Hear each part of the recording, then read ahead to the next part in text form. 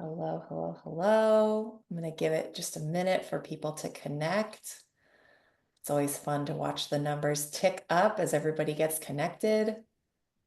Really appreciate people joining us today. Again, I'm just going to give it one more minute to let some more folks get connected.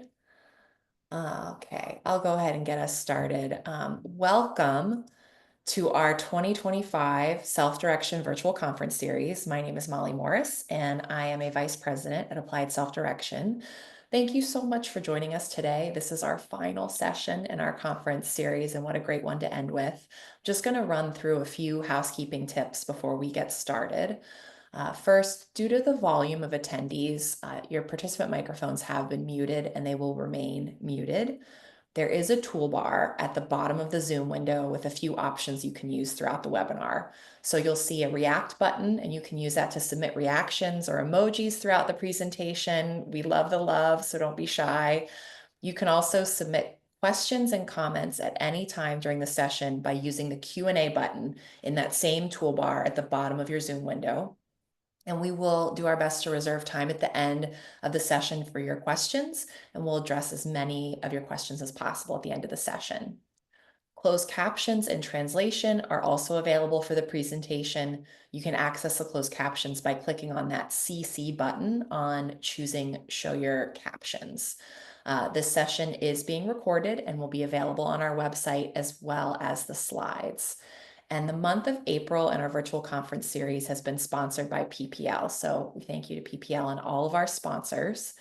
And if you've been coming to these sessions, you know the drill. We'd love to know who's in attendance today. So please take a moment to complete this poll. Which of the following best describes you?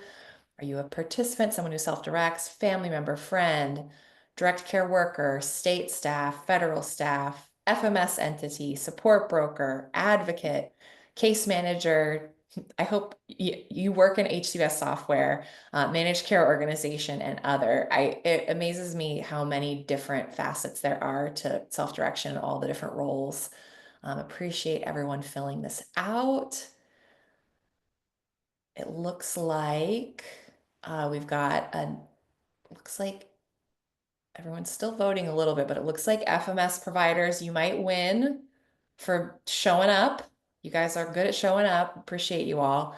And then there's about 32% right now, FMS entities, 29% state staff showing up. We also have a nice share of family or friends of the self-directing participants, 16%. Let me see who else. Advocates, 8%, support brokers, 8%, other 8%. I said this last time, I am often the other, so I see you. Thank you for being here, other. And then we've got some good representation as well from participants, from workers, HCBS software, case managers, managed care organizations. Great. Thank you so much for being here. We appreciate you guys. Before we begin, I actually just want to take a few quick minutes to talk about the new Self-Direction Center. I hope you've already heard about this and seen in your email that we've launched a new nonprofit in support of self-direction. So this will be new, independent of Applied Self-Direction. We will continue to, work closely together as partners. But the Self-Direction Center is really going to focus on building community around self-direction, providing a lot of education around self-direction, and also advancing research and so much more. So if we go to the next slide, I really encourage you to stay connected with this new organization. If you receive the weekly self-direction in the news from Applied Self-Direction, actually starting this Friday, you have to be on the new mailing list to get self-direction in the news. So if you go to selfdirectioncenter.org, that's where you can sign up. And I will also say, if you go to the next slide, if you've enjoyed this conference, if you've enjoyed our in-person conferences in the past, please also stay connected and signed up to learn more about the upcoming National Self-Direction Conference. We can't wait to share updates and keep you included. But thanks everyone for the support, and we're really looking forward to just really enjoying this advancement in the field and looking forward to more to come. But with that said, I'm going to go ahead and turn things over to Marla to get us started with today's presentation. And you're muted, Marla.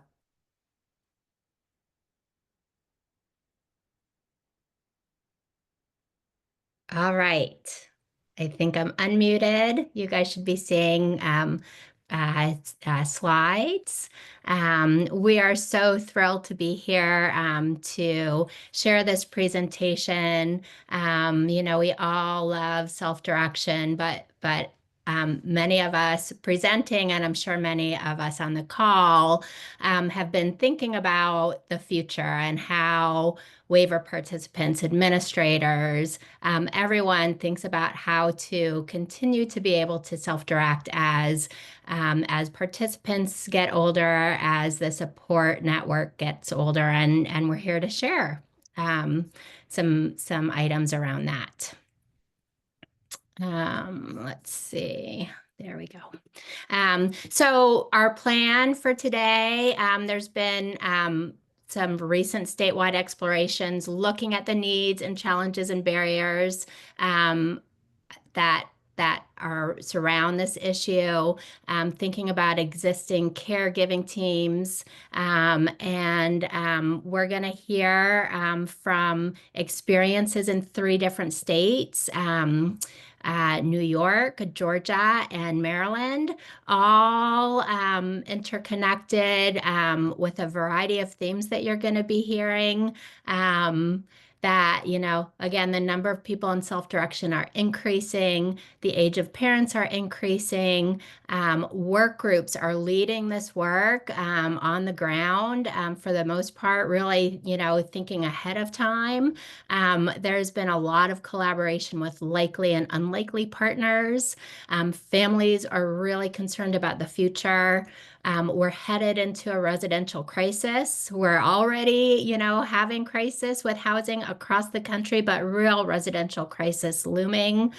Self-direction is cost efficient. How do we keep that going forward? And hearing about the need for a dedicated team member beyond parents. So you're going to hear these themes throughout the presentations.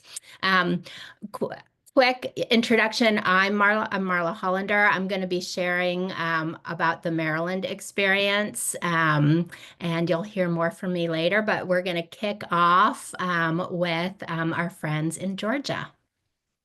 Thank you so much, Marla, and thank you for convening this wonderful group of advocates and professionals from across the country to collaborate on this presentation. My name is Rita Young, and I am the executive director of a brand new nonprofit called Participant Directed Advocates of Georgia.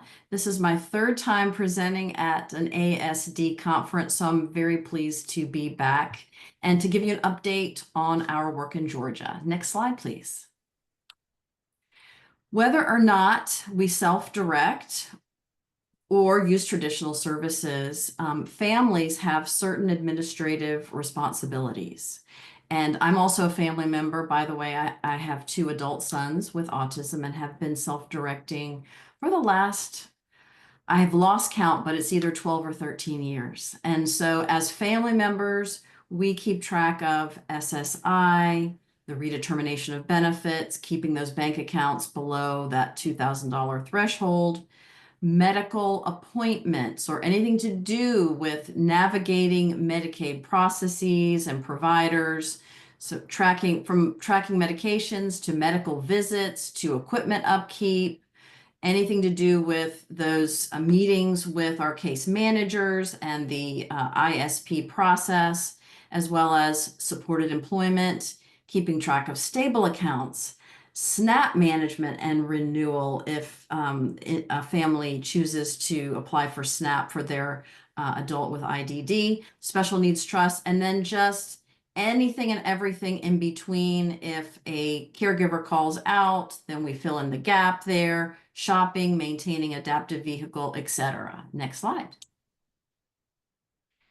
In addition to that, we have the administrative responsibilities within the self-direct model. So things like recruiting staff, which can be a challenge. So sometimes we connect with college programs or just networking, word of mouth, interviewing, screening resumes. So those phone screenings, in-person interviews with our sons and daughters, onboarding, filling out all the application, making sure they're filled out correctly, making sure that I-9 is filled out correctly, training our direct support professionals. So things like, and it's all tailored to that individual's needs, because as family members and as people with disabilities, they know what their needs are.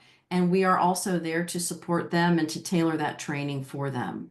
Scheduling staff to be sure that we're optimizing those waiver dollars as well as approving time. Next slide.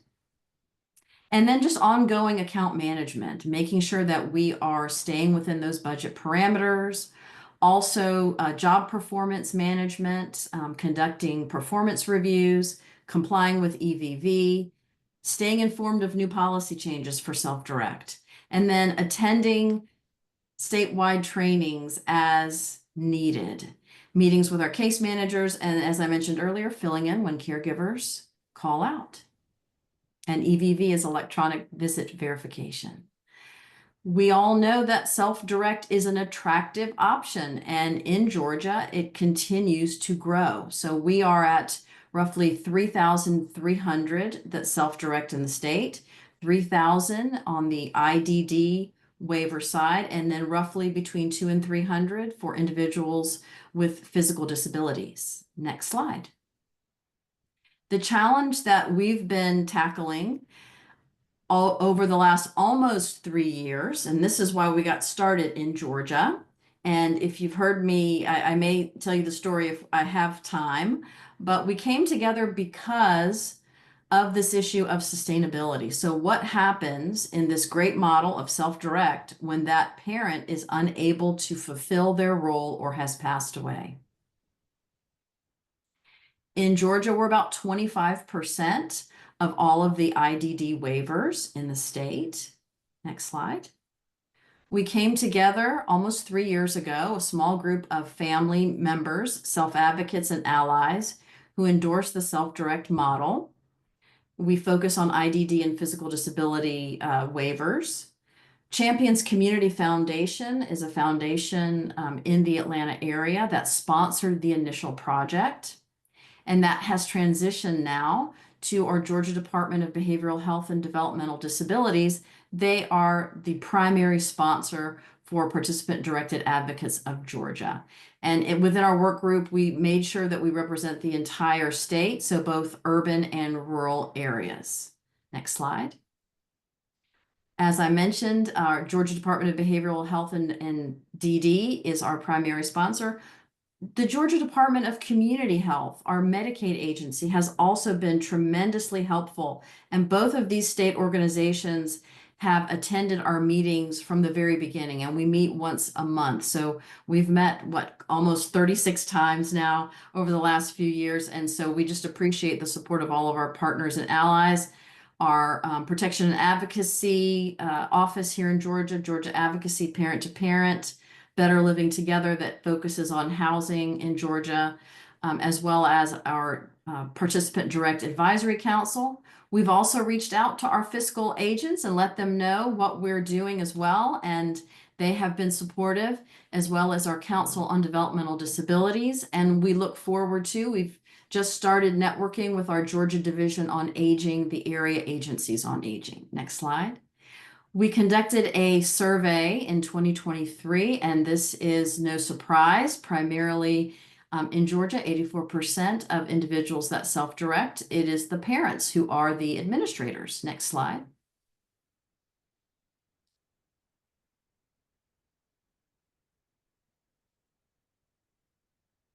Next slide. Oh, here we go. Thank you. Okay, and then, thanks, Marla. When we looked at the demographics, we asked individuals their age. 56% are over the age of 60. We feel like that is an important piece of information. Next slide.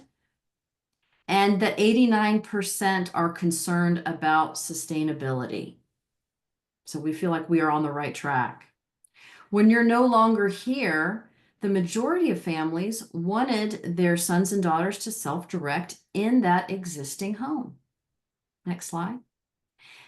In Georgia, we currently don't have a support broker role yet, but we're wanting to introduce one to be a part of that ISP team to help the next generation that steps in to continue the self-direct model. And we found out that 95%, when we describe the role, and we do have a description, are interested in a self-direct or a PD support broker role in Georgia. Next slide.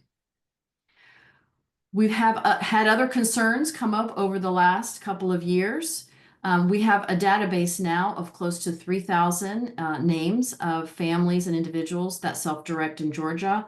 Our predictive demographics through our MailChimp is what we use. Let us know that 49% of that database is probably over the age of 65.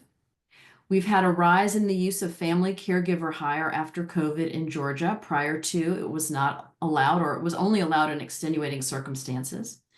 There's some uncertainty of the future of HCBS services. We don't know where things are going to land. So what we're going to be focusing on are what are the policies in place to help with this transition to the next generation, to that person with a disability, to their guardian, to a friend, to someone else who will step in. And who are the people in place to help with the transition? Next slide. Just want to shout out to New York State. Their very thorough study in 2020, and from what I understand, they have another updated version, and maybe our folks from New York will be able to mention that today if there's time. But one of the things, many things that they mentioned in that study, but one of them was as people with disabilities and their families age and transition into new life phases, the services and systems that support them must evolve and change as well. So we're wanting to be part of that evolution of what's next for self-direct. Next slide. We formed an association in October of 2024. We received a 501c3 status last July. So it may seem like this is a new organization because it is, but we've been together for almost 3 years. So this is 3 years in the making. Next slide. Our mission is to advocate and support the ongoing sustainability and core principles of the self-direct model. So again, Marla mentioned that residential crisis in one of her introductory slides. We're also looking at that as well. How do we avoid that in the next 5 to 10 years? Next slide. So we've put together a proposed definition and role of a PD support broker in Georgia. And this person will, you could think of it as queuing up the key decisions for that next generation to make so that the job of being that employer of record is more manageable. Next slide. So this person would work with, and I know a lot of states already have this role. We don't have it in Georgia, but we want to take it a little bit further and make this role be a part of that team for sustainability. So this individual is going to work with participants on all of the administrative duties to queue them up, to help with that interviewing, recruiting, etc., in partnership with whoever that person is that's going to step in and be a part of that transition from the family member who's currently in that role to who is going to be next. Next slide. We believe that this will lead to, it already is cost efficient in Georgia, the self-direct model compared with the traditional model of services. It's roughly half of the cost of the traditional model. So if we do nothing, moving people to traditional services, we know will increase the cost by 100%. Next slide. So we are concerned, just as our partners in other states, of what will happen over the next 5 to 10 years as individuals with disabilities are also living longer. Caregivers are going to be 65, 75, 80 years of age. And in Georgia, an estimate of 1,500 that are now 60 or older are IDD providers. It's going to be really difficult to be able to absorb that number of individuals. Next slide. So if we do nothing, and I'm going to go through this relatively quickly, and you'll be able to see the slides afterwards because I want to make sure we have time for our other folks.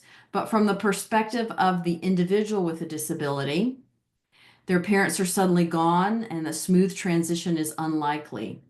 And if there's not a transition plan in place or something in place, they could potentially be uprooted from their community to an available group home in another community that they are unfamiliar with.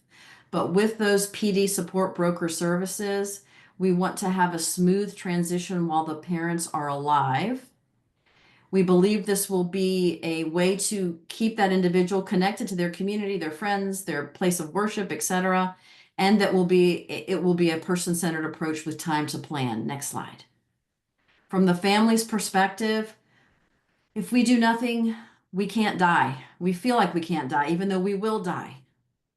And if there is a sibling, then the siblings could be unreasonably burdened with no plan in place. It's taken me roughly 30 years to understand the system, right? I can only imagine if someone just came in and didn't have that type of experience, how confusing and overwhelming it might be. And so with the support broker, we want to have peace of mind to have that plan in place and a tangible plan. Next slide. From the state's perspective, we believe that if we do nothing, we'll be overwhelmed with emergency situations. Individual budgets will double, and folks are at risk for homelessness, exploitation, and harm. With PD support broker services, we believe that again, there'll be a smoother transition. It's proactive. The costs might increase. Our best estimate is by 25% for that support broker rather than 100%. And it would also be another level of oversight for participant direct. Next slide. Our activities. I just got back from a wonderful city this morning called Valdosta, Georgia. So we're hosting 6 town halls all across the state of Georgia to meet with families. Our new organization has an email list, so we are sending out quarterly newsletters as well as just e-blasts when appropriate. We have a new offering that we're going to start in June for new PD families. It's called a virtual accelerator, and it'll be a 3-week intensive for new families to help get them up to speed. We have an annual conference that'll be coming in August of 2025, and we hope to create a statewide network of families. Next slide. Our vision and long-term goal is to have a PD support broker role in Georgia starting in July 2026. We have a lot of work to do. We're not there yet, but we certainly have 3 years of work done and probably a couple more that need to be done. Next slide. And so without further ado, I want to turn it over. This is who I am. If you want to add yourself to our mailing list, you can email me or you can use the QR code here, and we're happy to include you on our mailing list. Thank you so much for your time, and I'm going to pass it over to Marla next. Thanks, Rita, so much. And we have learned so much from your journey. So thank you for having shared with us previously. So the Sustainability Planning Project is a collaborative effort led by the Self-Direct Advocacy Network of Maryland and Collaborative Strategies. SDAN supports the use of self-directed services in Maryland, protecting participant choice and control of services that empower people with intellectual and developmental disabilities and helping them to live a life full of meaning and joy. Collaborative Strategies is a consulting firm working with nonprofits and philanthropy, bringing community leaders together to advance complex problems. And we've been delighted to really support SDAN's work in this exploration. I'm the chief collaborator and founder of Collaborative Strategies, and joining on the call to help answer questions later is also Ginger Houston Ludlam, who's one of the SDAN board members, and we have several other board members and members of the SDAN community on the call as well. So really wanted to give a little bit of background for self-direction in Maryland. We know that self-direction is different in every state and communities as well. Um, uh, the self-direction, and this is really SDAN, was initiated in 2005 by self-advocates and their families. SDAN was formed in 2016. Enrollment in the self-directed model is growing, similar to Georgia. It's currently at about 17% of the community. Really unique is the Self-Direction Act of 2022, which was put in place to strengthen the core tenets of self-direction, such as overnight supports, family of staff, support brokerage, and the addition of the administrative role, which I'll share with you in a little bit.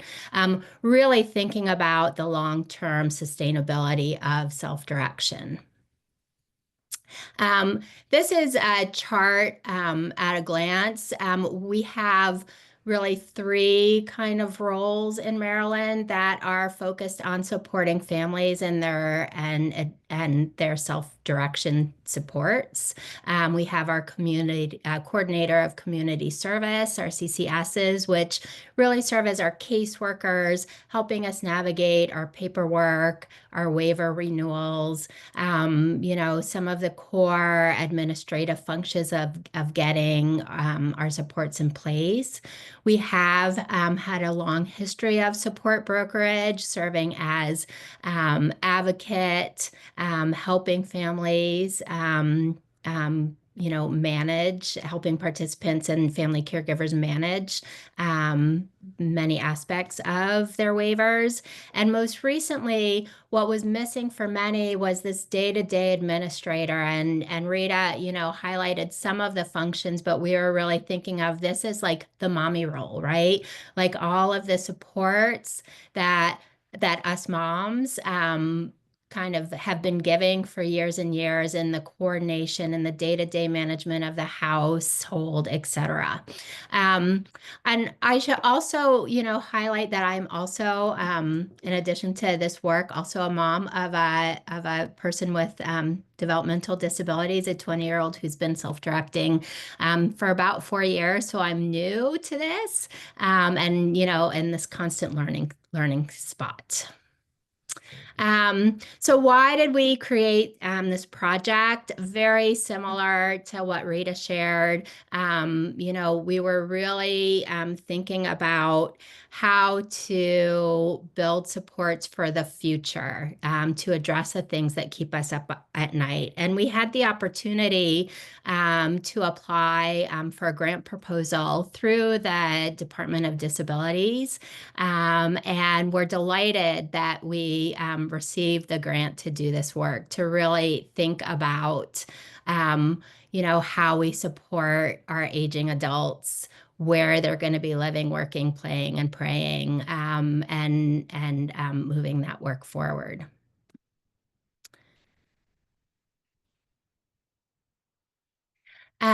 So the goals, first, there were so many people involved in this project. Major thanks again to our Developmental Disabilities Administration for awarding the grant to be able to do this work, to take a deep dive. And all of our advisors, we had 2 advisory groups that met over the course of 7 meetings during the course of the project. Community stakeholder groups, as well as people with disabilities and their circle of care community. We had research fellows, open-world inclusive communities who helped us with fiscal and policy analysis of our findings, key informants, our graphic designer, which helped us really tell the story in pictures instead of a wall of words. We had 4 goals. We really wanted to understand the unique needs and challenges and barriers for people in Maryland. We wanted to identify best practice models, existing practices, where we could be innovative, start to look for potential resources for creating these long-term pathways, and deliver a robust roadmap for the community to continue to drill down into this work. A couple other stats for Maryland, 20.5 thousand people currently are receiving waiver services. 62 to 80% of the people are living with a family caregiver. 23% are over the age of 60. So again, aging populations. And 17% again of those people in Maryland are self-directing their services. This image provides an overview of kind of what we did. We connected with community and family advisors. That was really crucial to help ground the work in community. We completed an environmental scan and literature review to really ground this work in science, looking across the country and internationally about what was happening. We conducted research. I'll share a few of the survey results to really, again, understand what's happening in Maryland, the needs, the perspectives of the community here, best practice models. And we put all of this information, together into synthesis and shared them again in a roadmap for the community. 362 survey responses, small group discussions, 40 plus advisors, advisory meetings, articles reviewed, etc. To give you an idea of who responded to the survey, the majority of people were natural caregivers. Let's see. The average age, again, 63. And 71% of the people responding were living in Maryland. We looked more broadly too, not just in the state, but we looked at the environmental, the economic, and political context. And, there's always lots going on. And so it's really key to look at these issues and to know that the work that we're doing is not happening, in a funnel, but so many things are impacting. We heard, that there's the affordable housing shortages, demographic shifts, people are aging, living longer. There's regulatory and leadership changes at both the state and the federal level, and just, this constant churning and us needing to be flexible and adaptable in the work.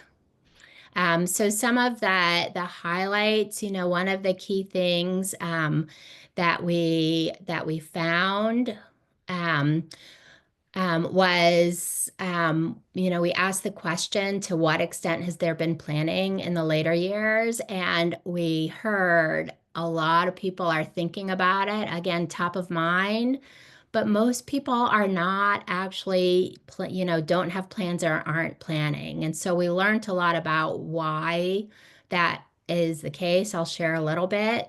But it's really, you put things in perspective about thinking about kind of the stages of change where people are thinking, like we're contemplating about things we need to be doing, but we're not yet moving to action. We're not getting things done in place, and really trying to explore the reasons why and the barriers. And so some of the barriers really started popping up. A real key for this community was the emotional weight. And, it's flagged, feelings that the literature flagged feelings of distress surrounding the loss, death, separation, really thinking about we're not going to be around, and really having to come to terms with that in order to be able to plan. So you'll see some of the solutions that we've come up with, really addressing some of those issues, providing those emotional supports, coaching, mentorship, enhanced case management. This is a slide, really talking about the challenges for implementation of plans. We heard about, this hurdle of planning for the unknown being a really big consideration, the planning of future medical needs, participants, the needs of for staff and caregivers, the change in employment status, the changing rules, the funding levels. And again, the solutions and supports really focused on building reliability, so that people were comfortable putting plans in place that they thought could adapt to those ever-changing conditions. I will flag many of the comments in Maryland really talked about the lack of consistency and stability in rules and regulations. And this was a big area for members of the advisory committees as well. So, really working closely with our administrators going forward and trying to identify ways to bring more stability into that process. So we also looked at technical supports, and again, this notion of emotional support was really key. Yeah, so thinking about enhanced caseworker support, how you support the emotional transition specialist came up as well. I'm going to fly through this. There were lots of key themes that came up. We're going to share links to the report and follow up so you can dig in. But we really came up with these 5 strategies for action, meeting participants where they are, supporting people moving from contemplation to action, increasing access to planning tools and resources, supporting and evaluating these best practice and innovation models that we found, providing clarity and consistency and stability in rules and regulations. And our 5th, really continued encouraging continued dialogue and collaboration. We also looked at these different pathways, right, of those resources that need to be in place to address the concerns we heard about. So what are the backup services? Right now, tag I'm it. If a staff doesn't show up, I'm the backup service. If I'm not around, who's going to be that service? So really trying to identify successful models for that. Training for future caregivers, making sure they have what they need to take on the responsibility. Planning consultation, providing that light touch, that coaching, that model to really help people understand the process and get them through the planning process. Pooled resources. We're all individual employees here in Maryland. So looking for ways where we could pull those resources together, combine efforts so that we can do more together. Again, there's an enhanced caseworker model, so giving our caseworkers more time, really trying to ensure that people have access and know how to use planning tools. Advocacy was a big, easy win. So that, really kind of connecting to that peer coaching through advocacy organizations, that training, that hand-holding, how do you do things? And again, this issue of housing and really needing to get outside of the box to figure out how to keep people in their homes or similar environments. In the report for each of these strategies, we have tactics, like really actionable tactics under each of them. We don't have time to go through them, but I encourage people to take a look later on. Each one has, some are easier to achieve, some are harder to achieve. We're kind of moving forward and, identifying the lowest hanging fruit and what we can take care of really quickly.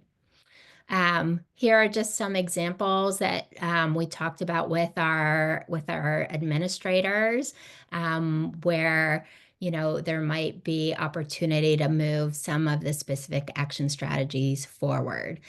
So like, for instance, adding sustainability planning questions into the PCP so that people are starting to think about this process every single year when they're doing their planning, doing some training modules to bring issues to people. Again, top of mind. And then studying the impact of the day-to-day administrator because it is so new, and seeing how that's working as intended. Next steps, we'll be distributing the report, continuing to share findings, continuing to connect with our communities, advance the action strategies, and secure additional funding. I'm going to turn it over to our friends in New York now. Hi, thank you, Marla. So my name is Laura Yankowitz. My colleague Linda Schellenberg is also on the call. Linda, actually, I'm not going to go into our history so that we can get to the content. So mainly what we're presenting to you today are the results of a focus group study that we did, the questions we asked, what we learned, and then one of the things that we did to act on doing something that could help sustain self-direction for individuals and families when their parents are no longer able to. So as we go through these slides, you'll see that the questions we asked for our focus group were somewhat similar to some of the survey questions that Marla just went over, and our findings were also quite similar. And also that Rita had mentioned this study that was done by ISS with the University of Minnesota in 2020. They did a very well-researched survey project. And again, our findings are pretty consistent with what they found. So it makes for a really powerful commentary on what the need is, and that it's extraordinarily important that we figure out what to do so that, these individuals with DD who have these great lives supported by self-direction, it doesn't all fall apart when their primary supports are no longer here. I did not, there aren't really current statistics I was able to find about New York comparable to what Maryland and Georgia provided you. But again, I think we have almost a third of our participants now in New York State are signing on for self-direction. There's a wait list for fiscal intermediaries, which are our employers of record. The growth has really been extremely substantial since it started, 10, 15 years ago. If there's time, Linda can probably comment on that, as she's been involved with self-direction from the very beginning in New York State. And even though we found from our research and just anecdotally that there's a pretty tremendous administrative burden on families to sign on for self-direction, it's still way preferred to some of the traditional services like group homes and day programs. So one question is, we call it self-direction in New York, and other states is participant direction. But the implication from the language is that it's the individual who's doing the directing. But the truth is that the vast majority of people with IDD aren't, don't have the capacity to do all the intricate tasks that are involved to make self-direction work. So yes, they're at the center of self-direction. We expect and hope that people supporting them are really doing their best to include them, where they're verbal, to voice their desires and wants. And it's about knowing them well and kind of putting ourselves in their place as best we can to know what it is that would best support them. Nonetheless, it's generally the parents who are playing a critical role in making self-direction work. Next slide, please. Marla, could you advance the slide, please? So one impactful finding of our study is that parents were terrified about their adult children's futures. I'm not going to read the quote because of time constraints, but I hope you will read the details in these slides when you can access the recording. Because some of these quotes that we got, and that was the advantage of doing focus groups. We had about 40 people. So it was a more qualitative study than the surveys, but some of the things that people expressed, were very moving, and, has us feeling really passionate that this is an issue that must get attention if we're not going to go backwards in supporting quality of life for people with IDD. So these are the questions we asked of our focus group participants. We asked, what supports are they currently providing? What do they do to make self-direction work? If they expect that the services funded in the budget continue if they are not able to assist them due to illness, or if they've passed on.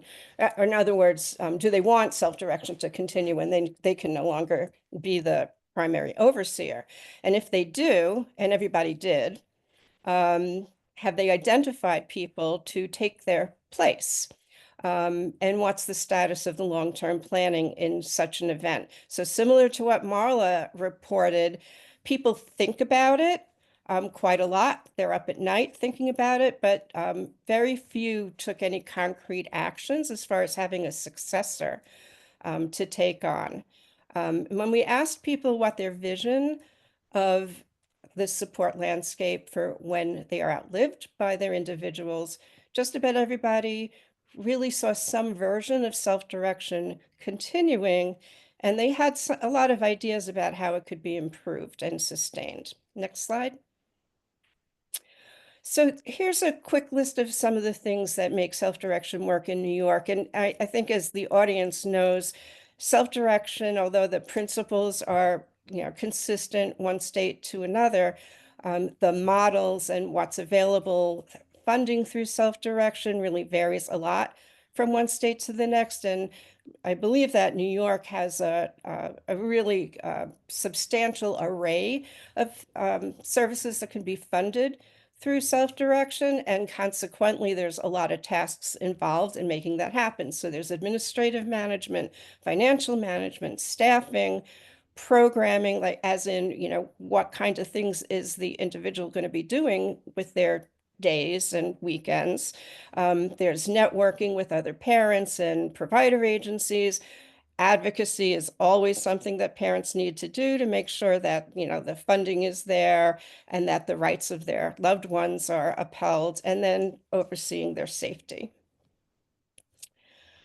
So as I said before, pretty much everyone wanted self-direction to continue, and most people did not have someone to identify yet, or hadn't identified yet someone to take their place. And so they weren't sure if self-direction could continue. Many people couldn't really imagine anybody doing what they do to make it work. And yet, nobody really wanted to make plans for their loved ones to return to more traditional kinds of services. Next slide. Again, I'm going to encourage the audience to read the details of these slides after the presentation because the quotes are really impactful. You can go to the next slide.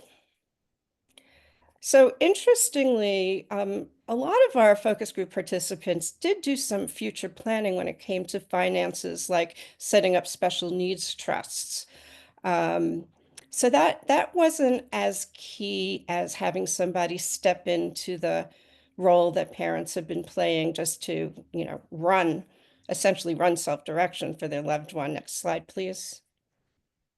And of course, living arrangements were on everybody's mind. We got a lot of information about this. There was quite a variety.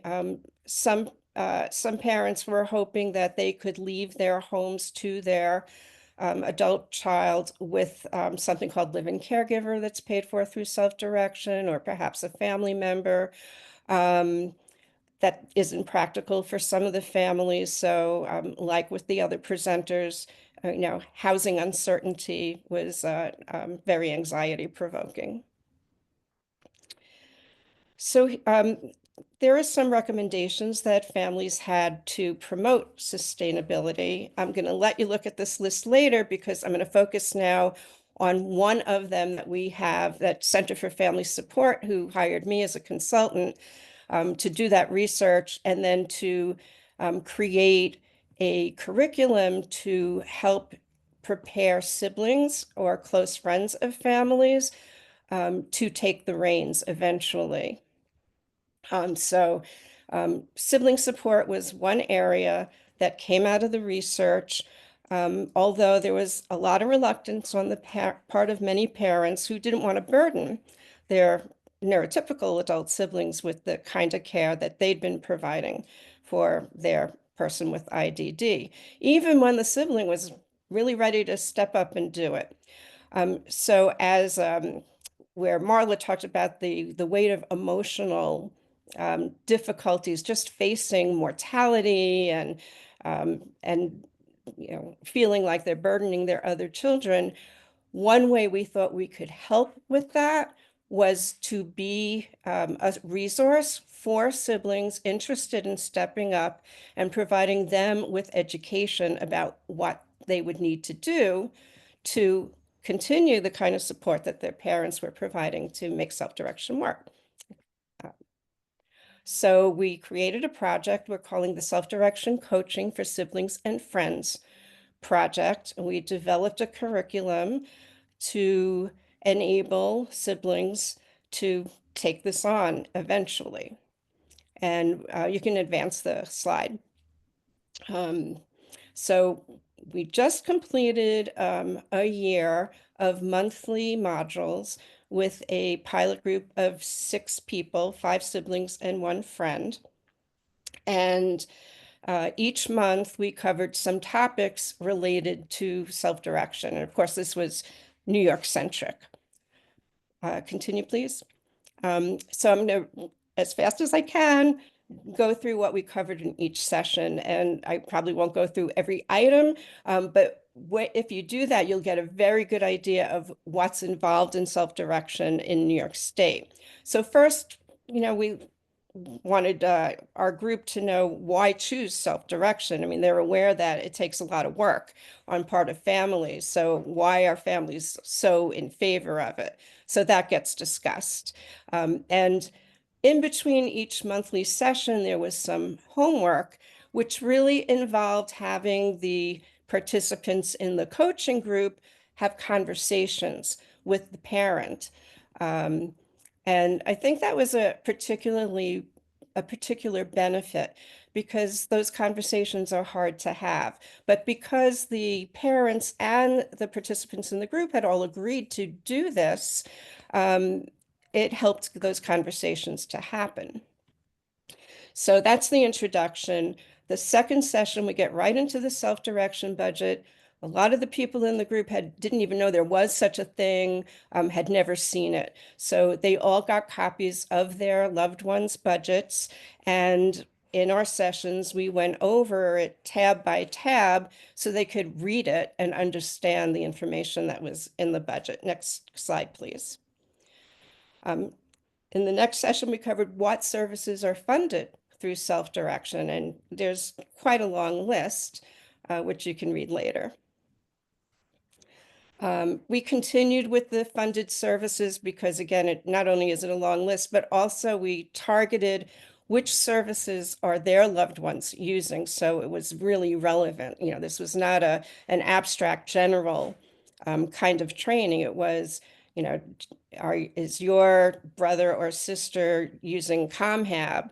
Is your brother or sister going to community classes? What kind of classes are they going to?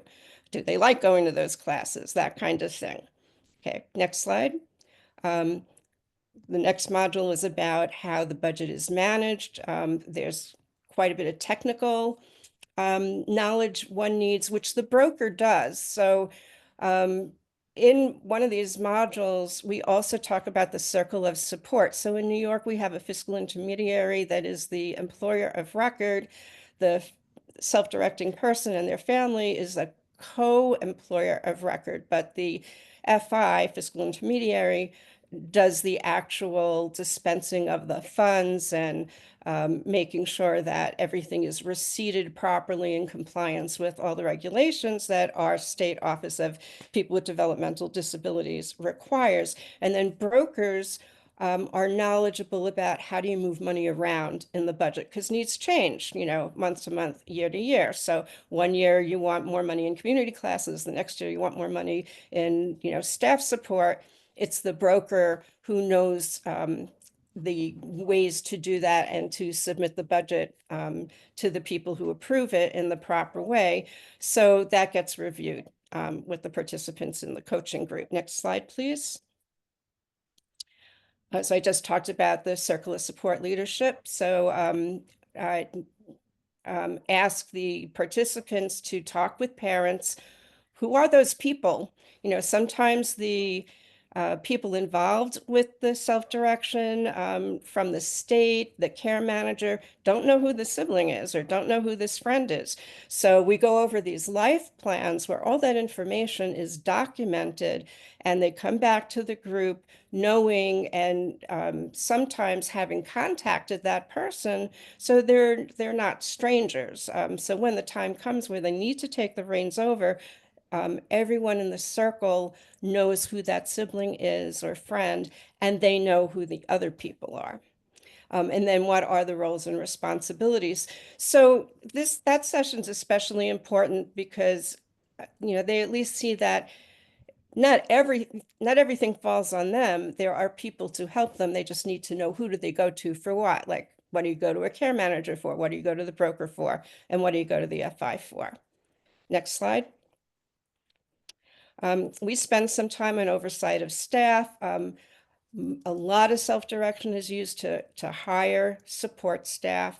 And that's, pretty challenging enterprise, interviewing, recruiting, supervising.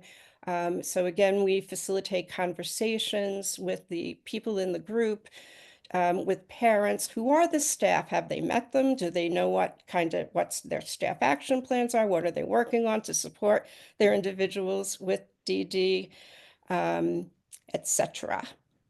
Okay.